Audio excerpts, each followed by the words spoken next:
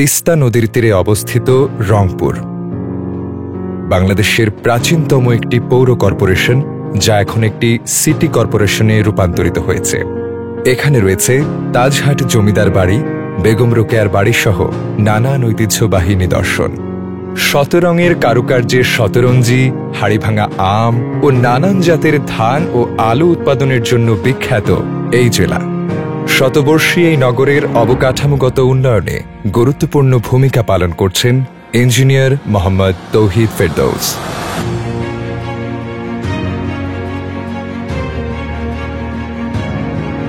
আমার নাম মোহাম্মদ তৌহিদ ফেরদৌস। আমার বাবার কর্মস্থল বাংলাদেশ কৃষি বিশ্ববিদ্যালয় ময়মনসিংহ হওয়ার কারণে আমার জন্ম ময়মনসিংহে হলেও আমাদের পৈতৃক নিবাস রংপুরের আলমনগরে।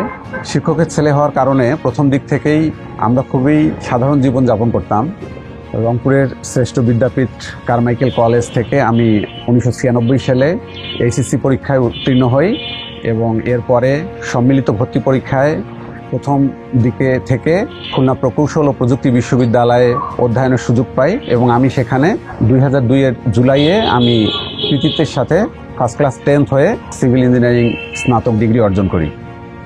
সিভিল ইঞ্জিনিয়ারিংয়ে স্নাতক শেষ করার পর আমি মূলত কিছু কনসালটেন্সি ফার্মে স্ট্রাকচারাল ডিজাইনার হিসাবে আমার কর্মজীবন শুরু করি এবং সেই সঙ্গে আমি 27তম বিসিএসে অংশগ্রহণ করি এবং সেই বিসিএসে আমি বাংলাদেশ পাবলিক সার্ভিস কমিশন কর্তৃক বাংলাদেশ রেলওয়েতে সহকারী নির্বাহী প্রকৌশলী পদে 4র্থ স্থান অধিকার করে সুপারিশকৃত হই। কিন্তু পরবর্তীতে কিছু অপ্রত্যাশিত ঘটনার কারণে সেই বিসিএসটি বাতিল হয়। প্রথম দিকে আমি অন্যের ফার্মে চাকরি করলেও পরবর্তীতে 2010 সালে আমি আমার নিজস্ব প্রতিষ্ঠান building design and construction consultant প্রতিষ্ঠা করি এবং একদল প্রকৌশলী নিয়ে আমার যাত্রা শুরু হয়।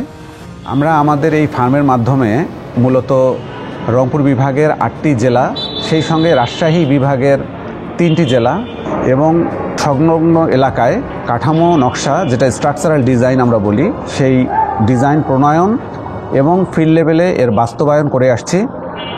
আলহামদুলিল্লাহ, আমি 22 বছর ধরে রংপুর বিভাগ এবং রংপুর বিভাগের আশেপাশে কাঠামো নকশার প্রণয়নের ব্যাপারে সিভিল ইঞ্জিনিয়ারিংয়ের এই পার্টের সঙ্গে আমি সুনামের সঙ্গে জড়িত আছি।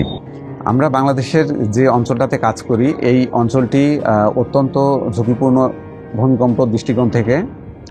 আমরা 2015 সালে যখন নেপালের ভূমিকম্প পেলাম, ওই সময় উৎপত্তিস্থলে এর মাত্রা ছিল 7.8। 50 সেকেন্ডের এই ভূমিকম্প নেপালে কি পরিমাণ ক্ষতি সাধন করেছে আমরা সকলেই জানি। কিন্তু এই উৎপত্তিস্থল আমাদের রংপুর থেকে 150 কিলোমিটারও নয়। হয়তো 100% রিফাইন্ড স্টিল এবং গ্রেডেড স্টিল ইউজ করার কারণেই আমাদের রংপুরে তেমন কোনো ক্ষয়ক্ষতি সাধিত হয়নি।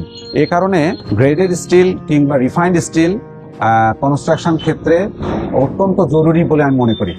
আমরা যখন প্রথম কনসালটেন্সি ফার্ম শুরু করি, তখন প্রথম একেএস 2009 সালের দিকে তাদের রিফাইন্ড স্টিল বাজারজাতকরণ করে এবং একেএসকে প্রথম এবং একমাত্র রিফাইন্ড স্টিল হিসাবে আমরা ইঞ্জিনিয়াররা তাদের সাইটে ইউজ করা শুরু করি। একেএসের বিভিন্ন সময়ে অনুষ্ঠিত বিভিন্ন সেমিনারে আমি অংশগ্রহণ করি এবং সেই সেমিনার থেকে আমি বুঝতে পারি যে একেএস সত্যিকার অর্থেই সেরা স্টিল। আমি মূলত একেএস রডের প্রতি আস্থা বাড়ানোর জন্যে আমি একেএসের প্ল্যান্ট কয়েকবার ভিজিট করেছি এবং সেখানে ভিজিট করার পর আমি অবলোকন করেছি যে কিভাবে তারা ইলেকট্রিক আর্ক ফার্নেসের মাধ্যমে 100% রিফাইন্ড স্টিল তৈরি করছেন। আমি পৃথিবীর বিভিন্ন দেশে গ্রিন ফ্যাক্টরি দেখেছি। একেএস তাদের চিটাগাংয়ে যে ফ্যাক্টরি তারা প্ল্যান্ট বসিয়েছে, সেই প্ল্যান্টে water treatment plant, film treatment plant এবং ওয়াটার ড্যাম দিয়ে যেভাবে সারফেস ওয়াটারকে তারা ব্লক করেছে, যা স্টিল 100% স্টিল তৈরিতে খুবই প্রয়োজনীয় এবং পরিবেশকে কোনো ডিস্টার্ব না করে তারা যেভাবে প্ল্যান্টটি অপারেট করছে তা খুবই প্রশংসনীয়।